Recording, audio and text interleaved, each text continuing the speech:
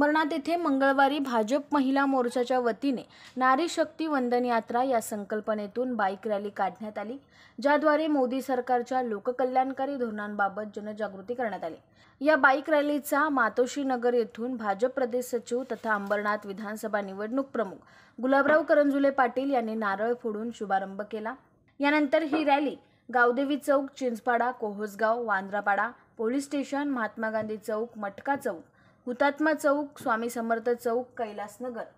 Rotary club नंतर छत्रपती शिवाजी महाराज चौकात संपन्न झाला।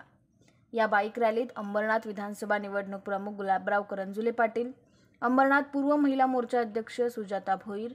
पश्चिम मंडळ महिला मोर्चा अध्यक्ष देविका गारुंगे,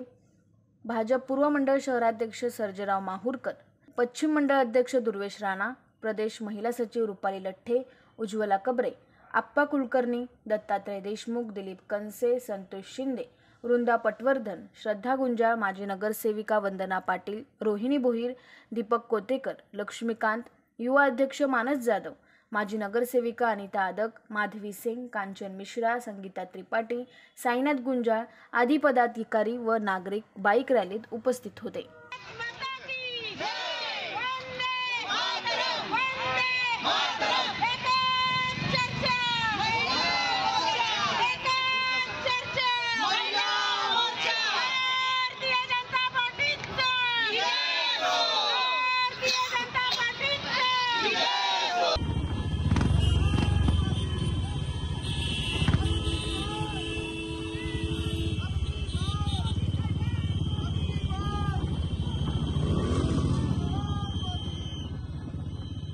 ब्युरो रिपोर्ट, न्याय दरबार,